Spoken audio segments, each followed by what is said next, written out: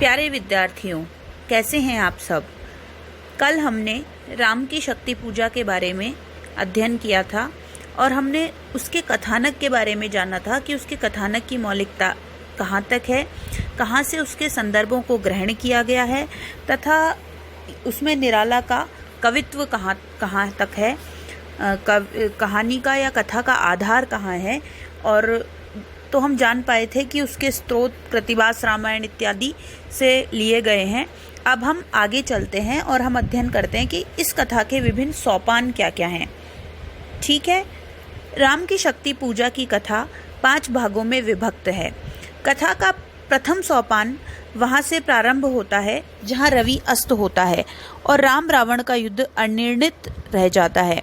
राम और उसके दल के सभी लोग बड़े खिन्न और विषण्ण अपने शिविर में लौट रहे हैं। राम के अवसाद की इस स्थिति में सारा वातावरण भी त्रस्त और उदास सा लग रहा है। प्रश्मित है वातावरण, नमित मुख सांध्य कमल। कथा के द्वितीय सोपान में लंका की अमानिशा का चित्र है, जिससे राम की मन स्थिति भी व्यंजित होती है। रात्रि का चित्र बड़ा प्रभावकारी बन पड़ा है। इससे कवि ने बड़ी सच्चाई और सूक्ष्मता के साथ चित्रित किया है। रात्रि की निस्तब्धता को निराला इस प्रकार वर्णित करते हैं। है अमानिशा उगलता गगन घन अंधकार, खो रहा दिशा का ज्ञान, स्तब्ध है पवन चार। अप्रतिहत गरज रहा पीछे अम्बुधि विशाल, भूधर जो ध्यान मग्न केवल जलती मशाल।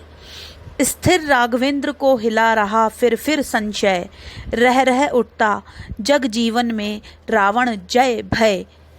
निराशा और अंधकार के वातावरण में राम के मन में अनेक चित्र उतरते हैं।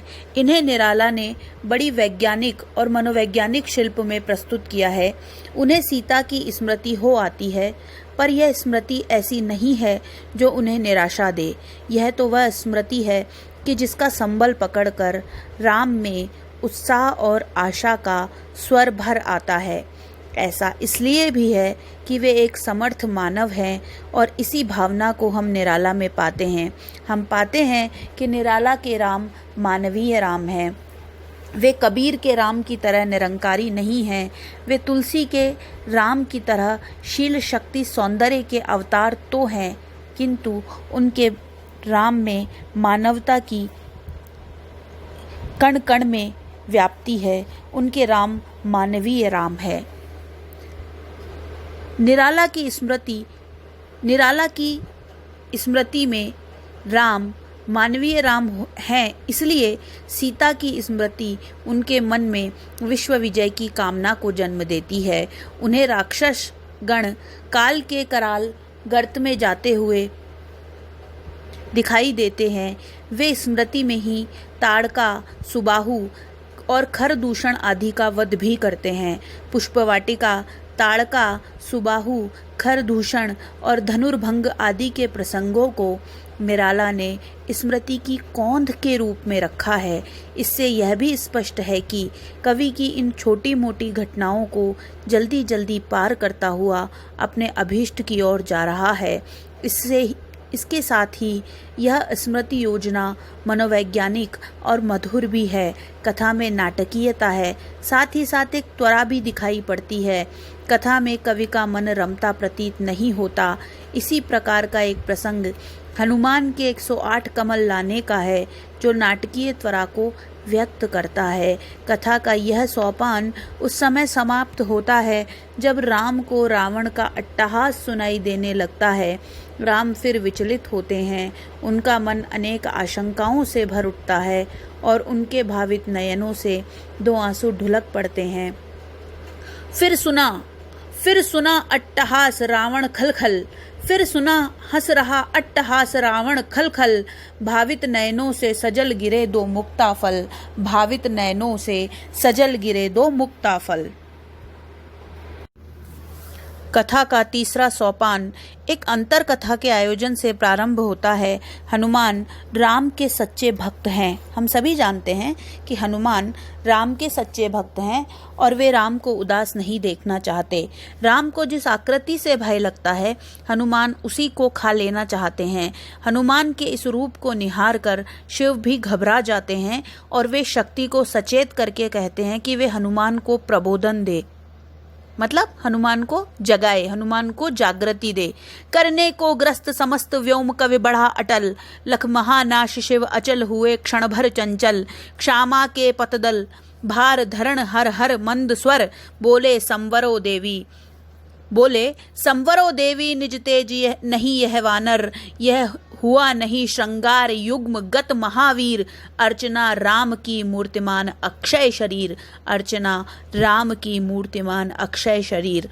और होता भी यही है कि वह महाशक्ति अंजना का रूप धारण कर हनुमान के रोष को शांत कर देती है और हनुमान शांत भाव से प्रभु के श्री चरणों में लीन हो जाते हैं। कथा का चौथा सोपान विभीषण के कथन से प्रारंभ होता है। जब वे राम को विशस्न देखते हैं और उन्हें समझाते बुझाते हैं, उनमें नया जोश भरते हैं। वे सीता के उद्धार की स्मृति भी राम को दिलाते हैं। मैं बना किंतु लंकापति राघव धिक धिक जैसी स्मृत पंक्तियों से उनका यह प्रबोध भाव या उत्साह भाव चरम सीमा को स्पर्श करता है। लेकिन राम फिर भी यह सोचते हैं, जिनमें है क्षात्र धर्म का घृत पूर्णाभिषेक, जो हुए प्रजापतियों से संयम से रक्षित, वे क्षर हो गए आज रण में श्री हत खंडित। देखा है महाशक्ति रावण को लिए अंक, देखा है महाशक्ति रावण को लिए अंक, लांछन को ले जैसे शशांक नभ में अशंक। राम की यही विपन्नता जाम्बवान को भी दुखी कर देती है। वे उन्हें शक्ति आराधना का परामर्श देते हैं और युद्ध की ओर से निश्चिंत कर देना चाहते हैं, जिससे वे ध्यानस्थ होकर साधना में जुट सकें। जाम्बवान की यह युक्ति सफल होती है। जैसा कि हम कविता में देखते हैं, जाम्बवान अपनी इस युक्ति से साधन के माध्यम से साध्य को प्राप्त करने में सहायक सिद्ध होते हैं और सारे वातावरण में एक अपरिचित अद्भुत उल्लास भर देता है। राम की शक्ति साधना में तल्लीन हो जाते हैं। शक्ति पूजा की कथा का 5वां भाग वहां से शुरू होता है, जहां पर शक्ति की साधना आरंभ होती है। राम शक्ति की मौलिक कल्पना करते हैं और नवरात्र का व्रत धारण करते हैं। यहाँ पर शक्ति की यह साधना योगियों की साधना की भांति संपन्न होती है और उनकी चेतना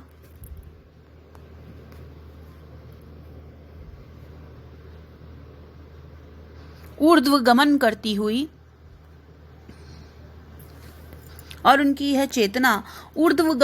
हुई जैसे ही सिद्धि के द्वार तक पहुंचती है, वैसे ही महाशक्ति छिपकर उस बचे नील कमल को उठाकर अंतर ध्यान हो जाती है। राम जो ध्यान मग्न है, इसको नहीं देख पाते। वे जैसे ही अंतिम नील कमल को चढ़ाने के लिए हाथ बढ़ाते हैं, वैसे ही उनका हाथ खाली रह जाता है और उनको एक झटका सा लगता है। वे सोचते हैं कि यदि उठूं तो सिद्धि खतरे में पड़ती है, यदि वहीं बैठा रहूंगा तो कुछ काम नहीं बनेगा। इसलिए वे अपने जीवन को धिक्कारते हैं और उन्हें तुरंत ही एक उपाय सूझता है। कहती थी माता मुझको राजीव नयन, 2 नील कमल हैं शेष अभी यह पुरश्चरण, पूरा करता हूँ देकर मात एक नयन, पूरा करता हूँ देकर मात एक नयन।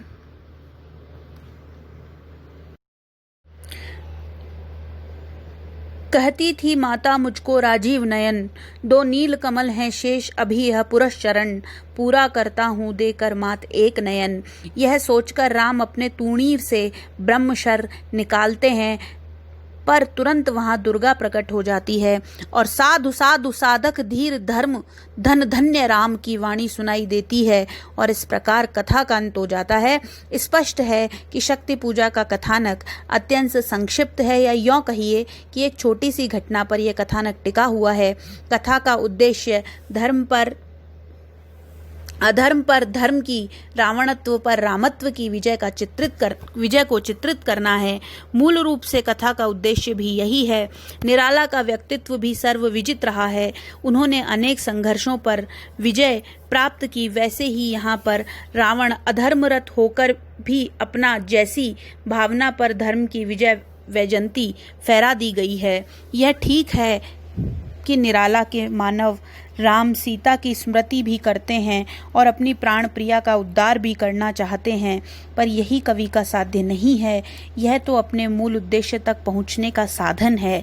सीता की स्मृति राम के मन में नया उत्साह भरती है। शक्ति पूजा में कवि ने मूल आधिकारिक कथा के साथ हनुमान का आकाश गमन प्रसंग भी चित्रित किया है।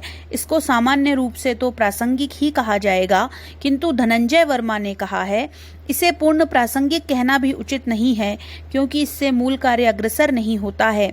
वस्तुतः यह एक स्वतंत्र कथा है। रामायण में जिस प्रकार सुग्रीव का कथा वृत्त प्रासंगिक कथा के रूप में है, ठीक उसी प्रकार यह प्रसंग यहीं आया है। मेरे विचार से यह कथन उचित नहीं है। राम हनुमान के बिना अधूरे हैं। इस अधूरेपन को पूर्णता देने के लिए हनुमान का प्रसंग आयोजित किया गया है। हनुमान ही आगे चलकर राम के लिए 108 इंदिवर लाते हैं। उनकी यह भूमिका विशिष्ट है और राम की लक्ष्य सिद्धि का परिहार्य संदर्भ भी है। हनुमान प्रसंग की आवश्यकता और उपयोगिता इस बात में भी है कि वे राम के आंसू नहीं देख सकते। देखें भी कैसे? वे सच्चे सेवक और मर्यादा पुरुषोत्तम राम के अनन्य जो ठहरे। राम के घनीभूत विषाद को विस्तार की क्या आवश्यकता है? इसका उत्तर यह है कि अवसाद की चरम स्थिति के बिना राम मूल कार्य को कैसे आगे बढ़ाते। जामवती प्रेरणा इसी बलवती भूमिका पर ठोस प्रस्ताव रखती है। हनुमान प्रसंग से प्रस्ताव के औचित्य का निदर्शन भी सिद्ध हो जाता है। जामवंत जो अब तक चुप थे, हनुमान के अंतस को टोलने का अवसर भी प्राप्त कर लेते हैं और विभीषण के कथन को वे गहराई से समीक्षित करने का अवसर भी उनके हाथ लग जाता है।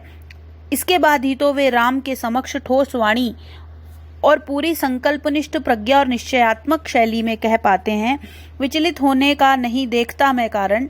ऐसी स्थिति में हनुमान प्रसंग की आयोजना प्रश्नातीत हो जाती है। राम की शक्ति पूजा के कथानक में संगठन है, बिखराव कहीं भी नहीं।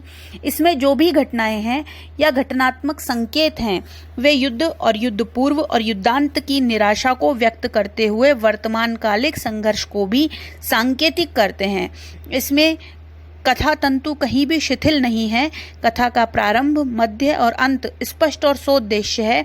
प्रारंभ में युद्ध की अनिर्णित स्थिति, राम की खिन्न और विषष्ण मनोदशा है।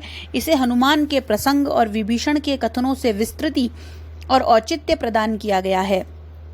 मध्य भाग में जामवंत का प्रस्ताव और राम की शक्ति आराधना है। अंत में शक्ति द्वारा राम की परीक्षा लेकर उन्हें वरदान देते हुए अदृश्य हो जाना वर्णित है। नाट्यशाला में निर्दिष्ट 5 सोपानों प्रारंभ, प्रयत्न, प्राप्त्याशा, नियताप्ति और फलागम को भी आलोच्य कृति के कथानक में आसानी से देखा जा सकता है।